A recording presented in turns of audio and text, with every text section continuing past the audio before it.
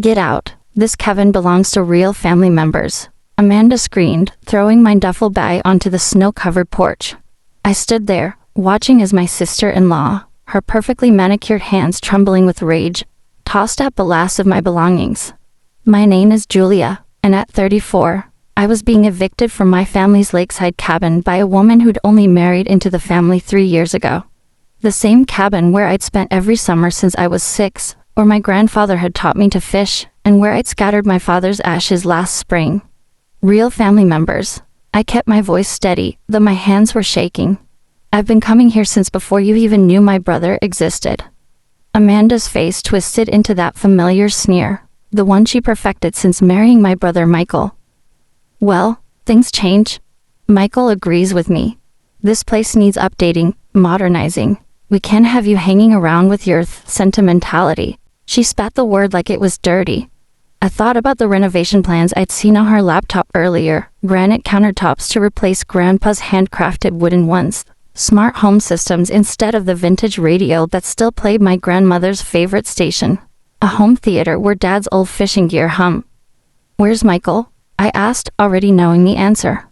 My brother, once my closest confidant, had become increasingly absent whenever conflict arose with his wife.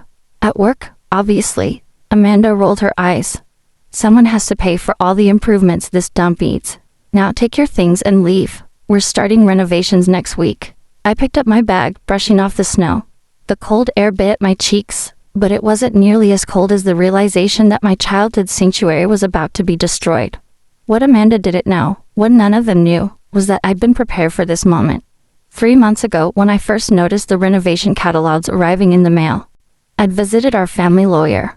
Old Mr. Peterson had handled our family's affairs since before I was born, and he'd been more than happy to help me understand the cabin's true ownership status.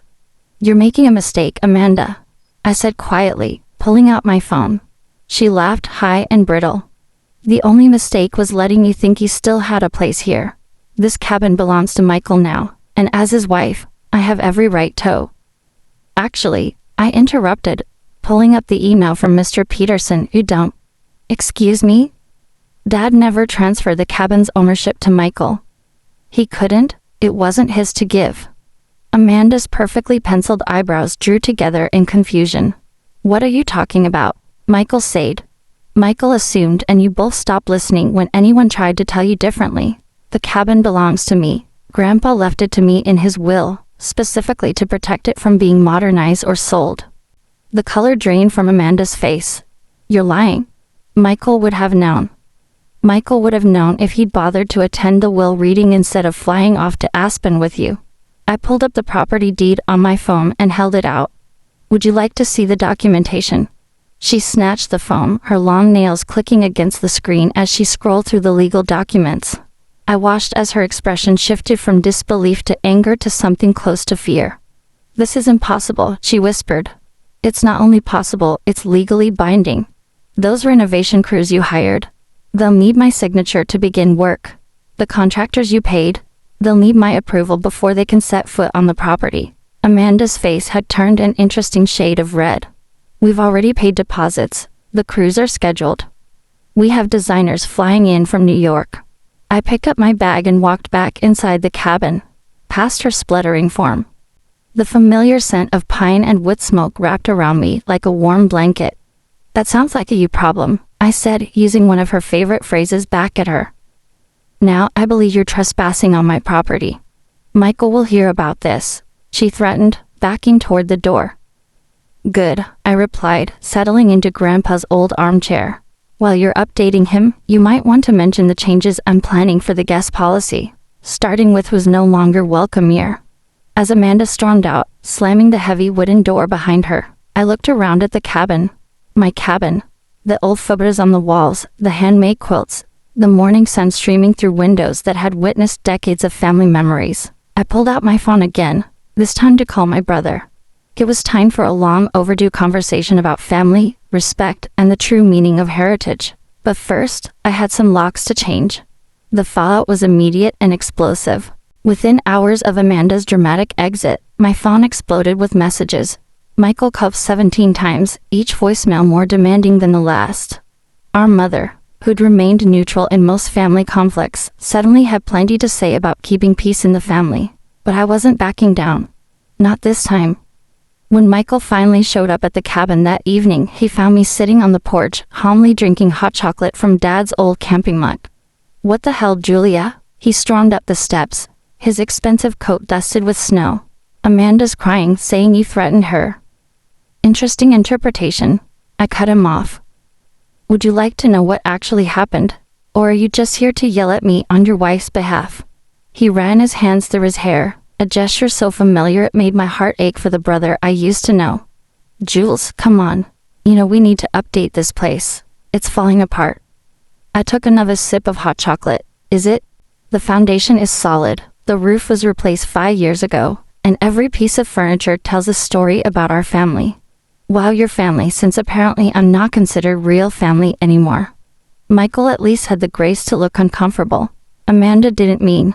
"Yes, she did," I said firmly. "She meant every word, just that she meant it when she threw my things out in the snow. The only difference is, she thought she had the authority to do it." "About that," he shifted uncomfortably.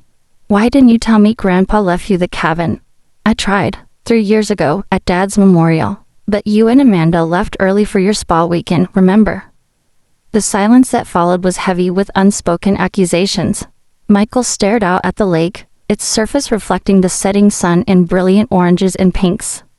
"We've already paid for everything," he finally said. "The contractors, the designers."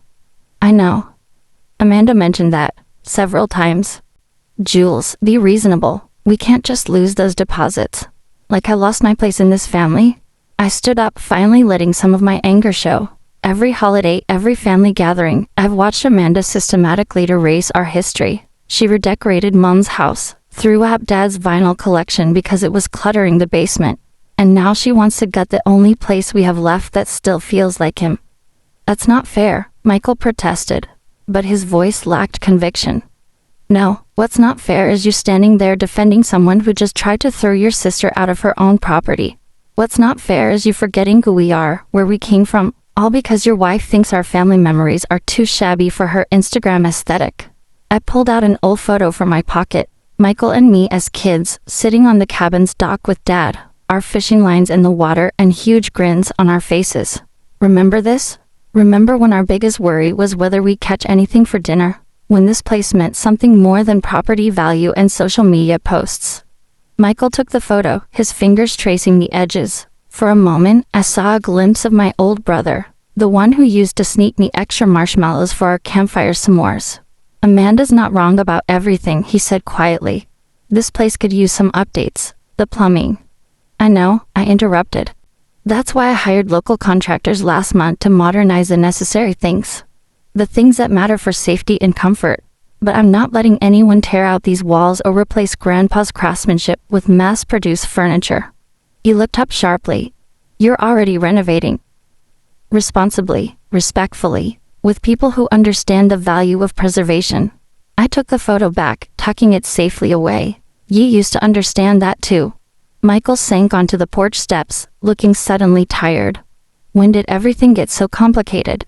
"When you stopped standing up for what matters," I answered softly. "We started letting Amanda make all the decisions about our family's legacy." The sun had almost set now, casting long shadows across the snow. In the distance, a loon called across the lake, the same sound that had lulled us to sleep as children. "I can't get the deposits back," Michael said finally. "No, probably not. Consider it an expensive lesson in reading legal documents and listening to family members." I paused, then added, "But you're still welcome here, Michael. You always have been. Just not for demolition purposes." He managed a weak smile. "And Amanda?"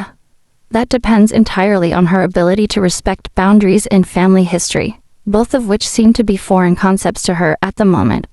Michael stood up, brushing snow from his pants. "She's not going to like this." "That sounds like a you problem," I said, but this time my voice was gentler. "Maybe it's time you decided what matters more. Appeasing your wife's renovation fantasies or preserving the memories we shared here with Dad."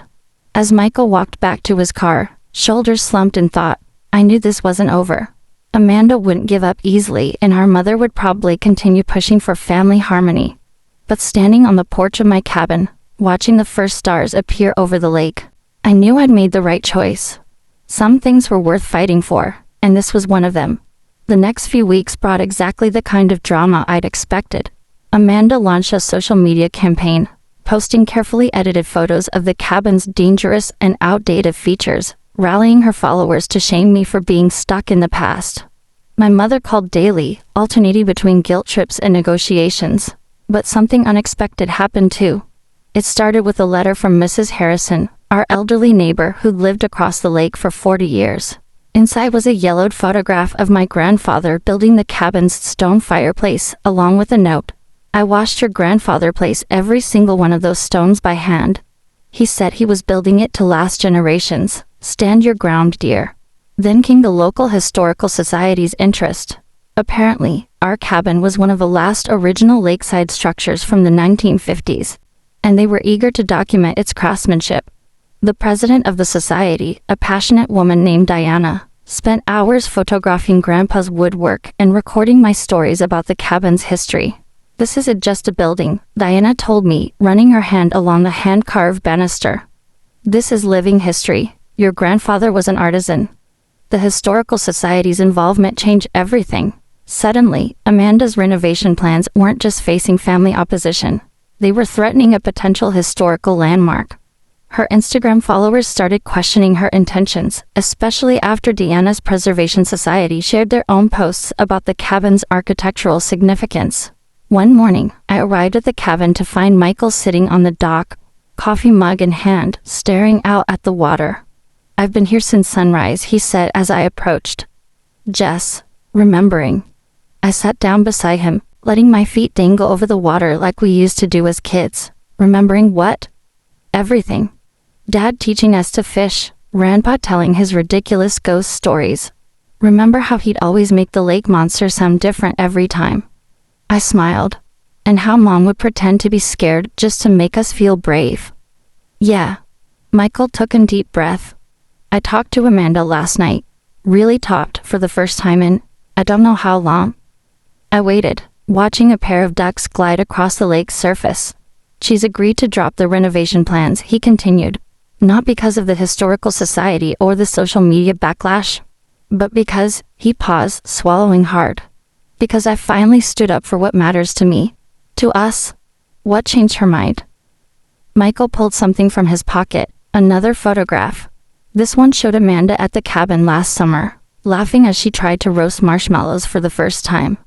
Behind her, you could see all the things she'd wanted to tear out, the weathered wood panels, the old stone fireplace, the vintage fishing gear on the walls. I showed her this, he said. Told her that this moment, her looking so happy in this imperfect, history-filled space, was worth more than any granite countertop or smart home system. That maybe she'd fallen in love with the cabin's soul without realizing it. And she understood. Not right away. But then I showed her more photos. Us as kids, Dad teaching us to swim, Grandpa in his workshop. Told her all the stories behind every scratch in the floor and every dent in the walls. Finally she got it. Or at least, she's trying to. I felt tears prick at my eyes. I've missed you, Mike. The real you. He wrapped an arm around my shoulders just like when we were kids. I've missed me too. The next weekend, Amanda came to the cabin. Not to argue or demand changes, but to apologize. She brought a peace offering, a small photo album she compiled of the cabin through the years, including recent pictures of her own happy moments here. I was so focused on making everything perfect, she admitted, sitting in Grandpa's old armchair, that I forgot perfect isn't always beautiful. This place, it's beautiful because it's real, because it tells a story. Over the following months, the cabin became a gathering place again, but different from before. Amanda learned to appreciate the history around her, even starting a blog about historical home preservation. Michael rediscovered his love for fishing, teaching Amanda how to cast a line from the same spot where Dad had taught us. The Historical Society helped me maintain and preserve the cabin's original features, while making subtle updates that didn't compromise its character. The plumbing got fixed, the insulation improved, but Grandpa's craftsmanship remained untouched. One evening, as we all sat around the fireplace, the same one in that yellowed photograph Mrs. Harrison had shared, I realized something profound. Sometimes preserving the past isn't about refusing to change, it's about understanding what's worth keeping. Amanda, curled up in a vintage blanket, was reading one of Dad's old fishing magazines. Michael was showing our mother how to use the new coffee maker we'd installed in the still rustic kitchen. The cabin had evolved, not through dramatic renovation but through gentle integration of the new with the old. Looking around at my family, I knew we'd found the right balance. The cabin wasn't just preserved, it was alive, continuing to create memories while honoring those that came before. Some things I've learned don't need modernizing. They just need protecting, understanding, and most importantly, love.